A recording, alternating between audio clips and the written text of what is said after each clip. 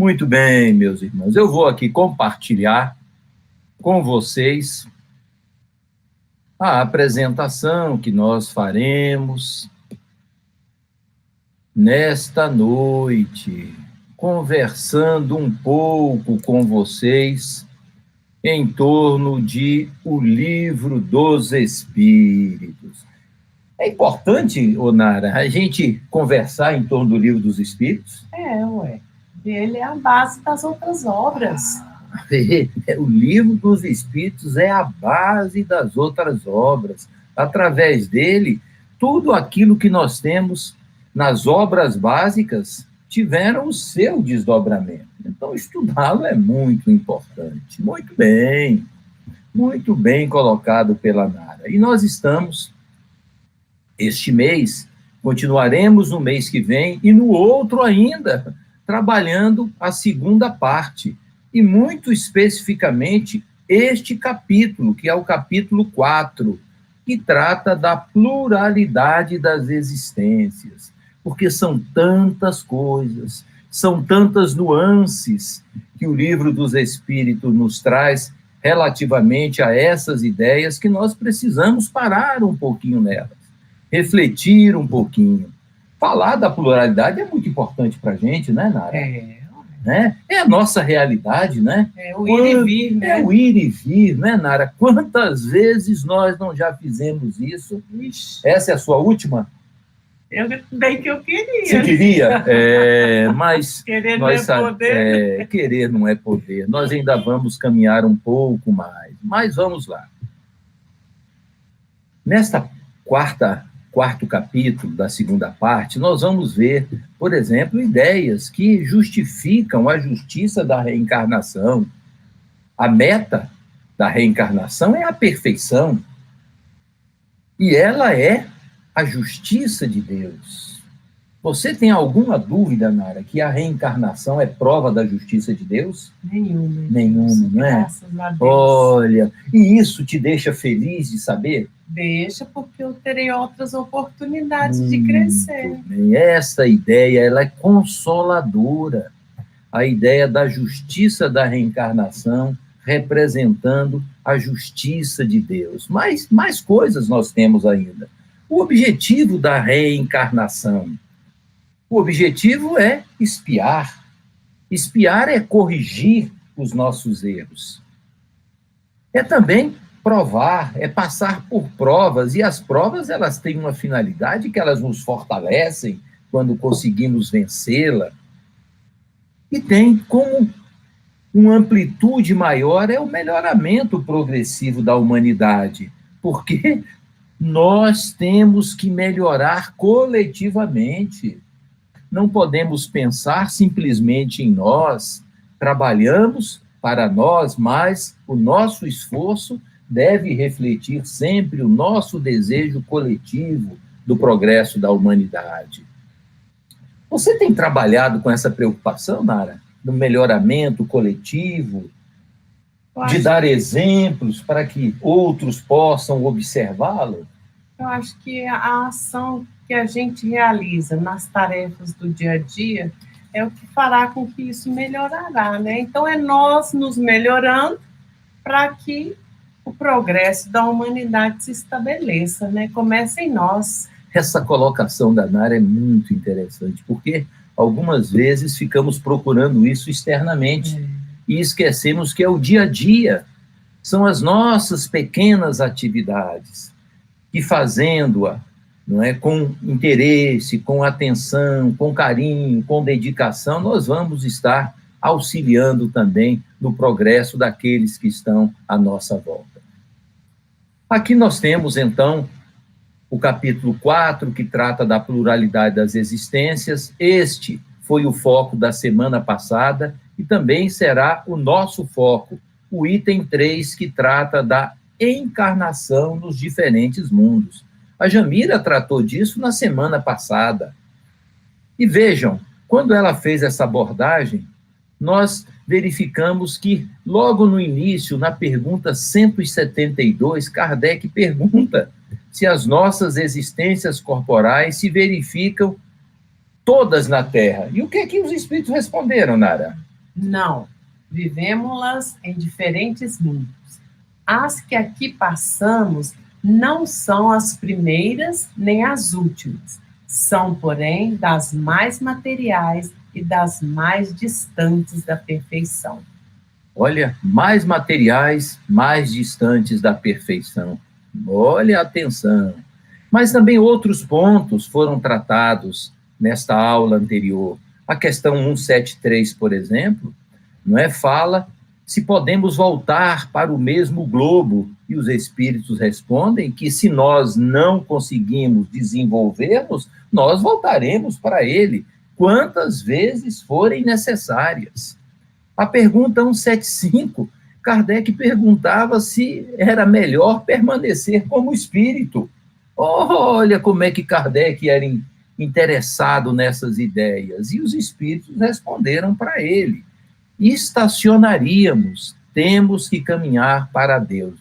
Vejam, na nossa situação atual, a reencarnação é uma necessidade. Também vimos nessa aula anterior a respeito da solidariedade dos mundos, e não podia ser de outra forma. Porque se tudo isto representa a criação de Deus, o nosso Pai, a lei que governa todos os mundos é a lei do amor. E a solidariedade, ela representa o princípio do amor, unindo todos, num processo de auxílio mútuo. É assim que a solidariedade existe, e os mundos também agem dessa forma.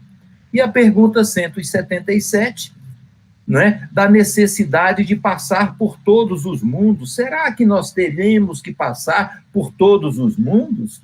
Os espíritos dizem que não, essa não é uma necessidade. Então, são pontos que foram tratados lá na aula que a Jamira trabalhou na semana passada. Mas, para esta semana, nós entramos neste tópico. Olhe a pergunta que Kardec fez. Podem os espíritos encarnar em mundos relativamente inferior ao que viveram? Eu fiz essa pergunta hoje para a Nara. E a Nara me respondeu assim: não. Não foi assim, não. Não? Como é que você me respondeu, Nara? Eu falei que... Eu falei que depende da condição do espírito. Mas vejam qual foi a resposta para 178. Sim, quando em missão. A Nara imaginava que isso só acontecia em situações que fossem de expiação e de prova. Mas Kardec chama a atenção nessa resposta dos espíritos que isso pode acontecer em missão. E olha, meus irmãos, eu busquei, nós não vamos entrar nos detalhes porque não temos tempo, mas chamar a atenção para aqueles que se interessarem fazer a leitura desta obra, Renúncia.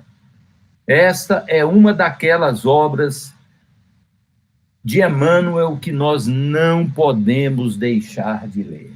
E nesta obra, Emmanuel conta a história de Alcione, ou de Alcione, como alguns dizem, e ela, então, é narrado aí o seu retorno à Terra. Ela volta para acompanhar um grande amor do seu passado, ligado espiritualmente a ela, que é Carlos, e mostra, descreve aí os sofrimentos.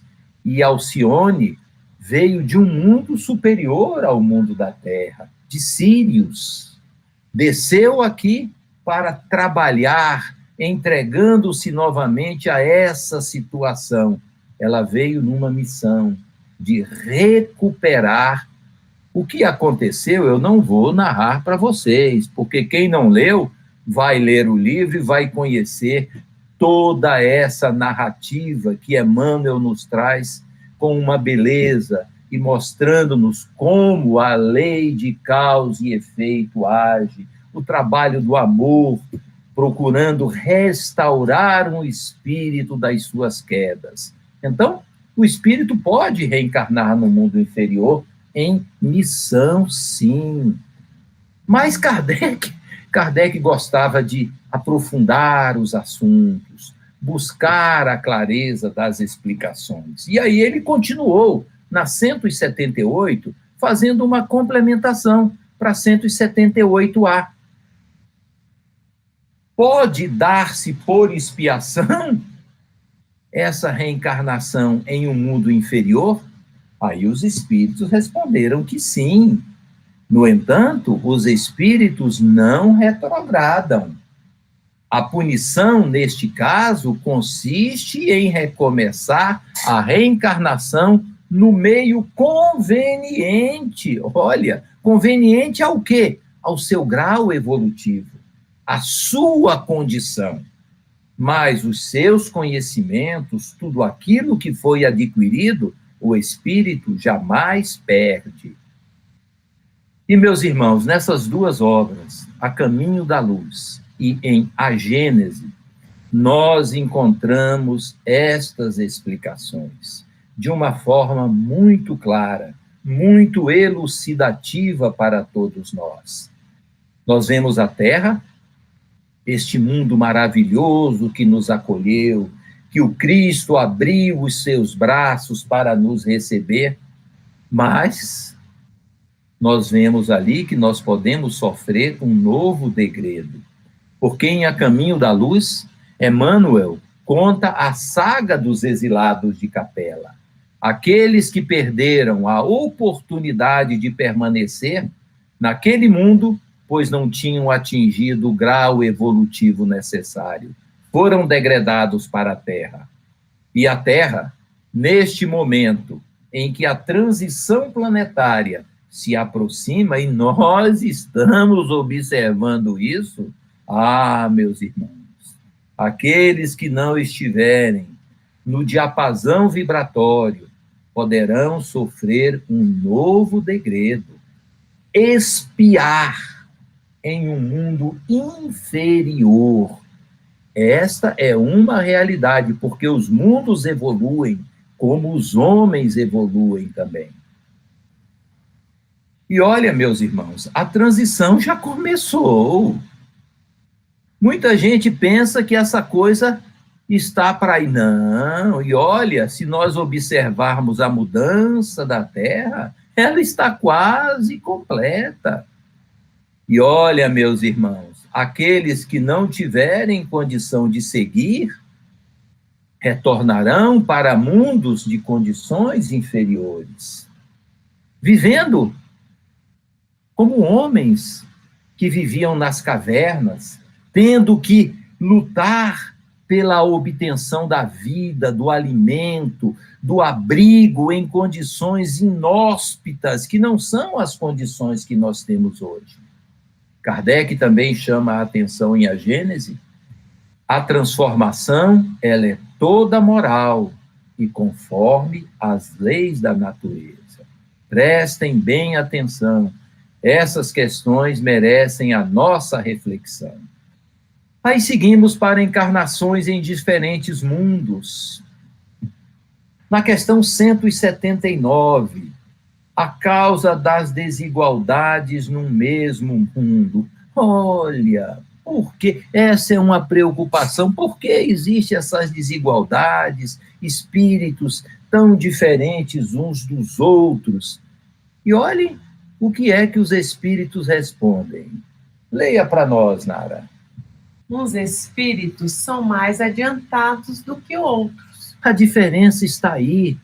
A diferença está no grau evolutivo dos espíritos. Quer dizer, no trabalho que cada um realizou em si mesmo para alcançar condições melhores no campo da moral, dos sentimentos, porque ninguém recebe isso de mãos dadas.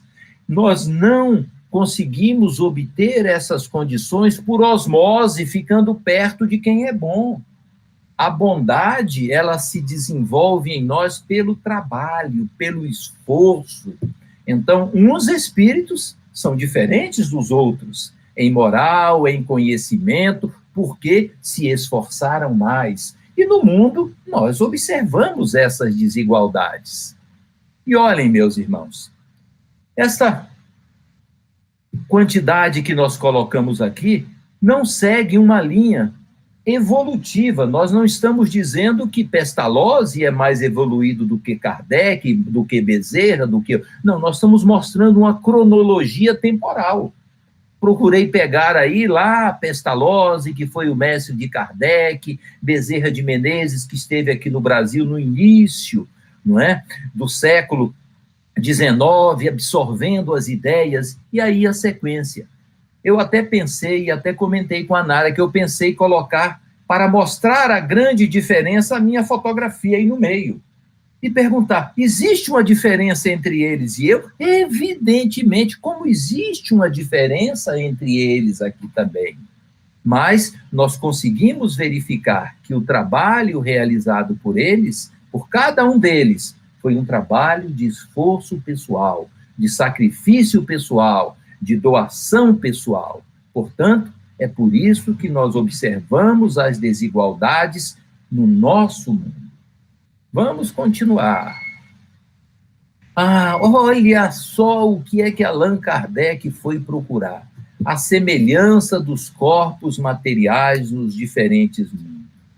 Muita gente, quando começa a falar aí dos habitantes de outro mundo, começam a colocar aquelas pessoas disformes, feias, verdes, com a cabeçona grande, uma coisa horrível.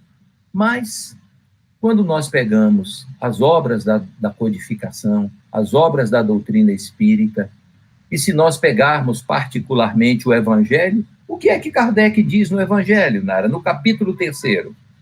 E os inferiores, a forma humana é sem beleza. Nos mundos inferiores, a forma humana é sem beleza.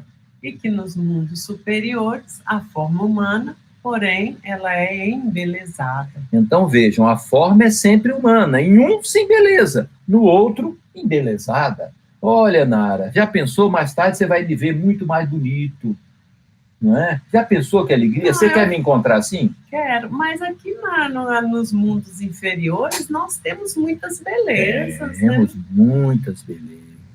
Mas também, meus irmãos, nesta obra, Cartas de uma Morta, que foi ditada pelo Espírito Maria João de Deus, que foi a mãezinha do nosso querido e amado Chico Xavier. Ela descreve nessa obra as paisagens de Marte.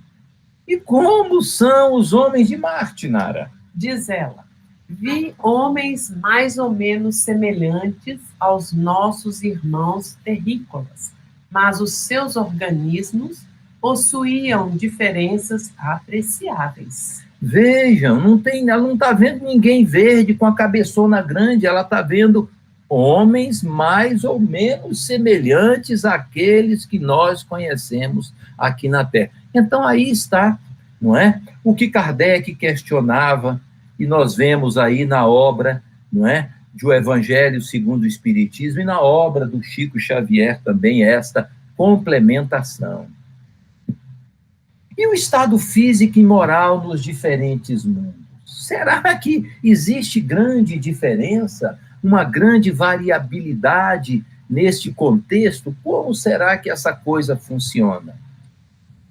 É possível conhecer exatamente? Você acha, Nara, que é possível conhecer exatamente isso? Exatamente, é impossível conhecer. Mas por que será que não podemos conhecer exatamente, Nara? A gente não tem um grau de adiantamento capaz de realizar essa distinção aí que a pergunta faz. Então vejam, meus irmãos, o que é que os espíritos responderam a Allan Kardec?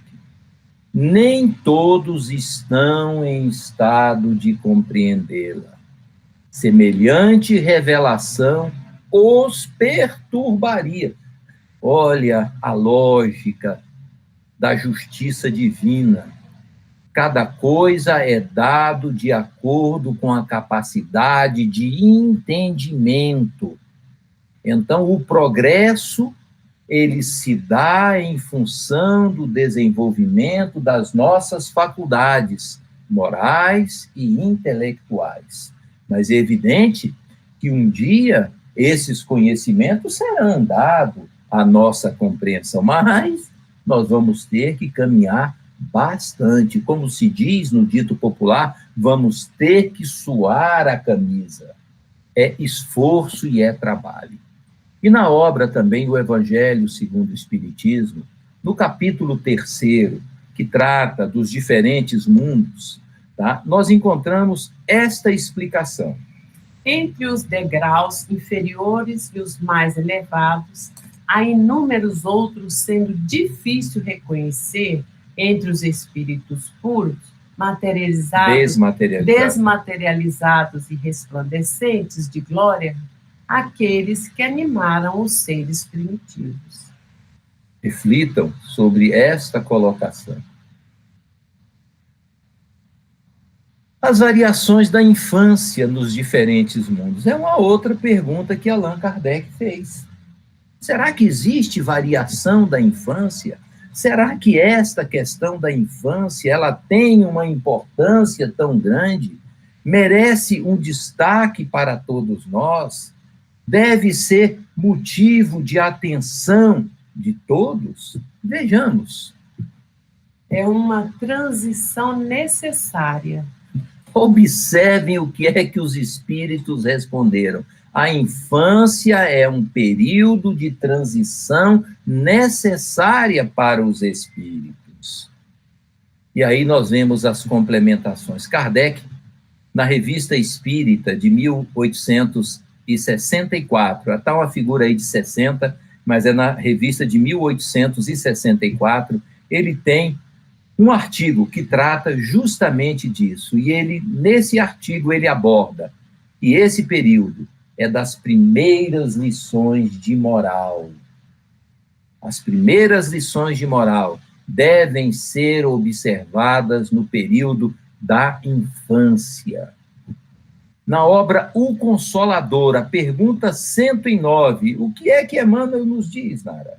Que o período infantil, em sua primeira fase, é o mais importante para todas as bases educativas. Vejam, é uma transição necessária, porque passando por ela, criar-se-á no espírito as bases educativas que fortalecerão e forjarão o seu espírito para a vida. Meus irmãos, e às vezes pais esquecem dessa responsabilidade. Vamos deixar o meu filho crescer mais para que ele possa decidir as coisas, deixando esta fase tão importante da vida.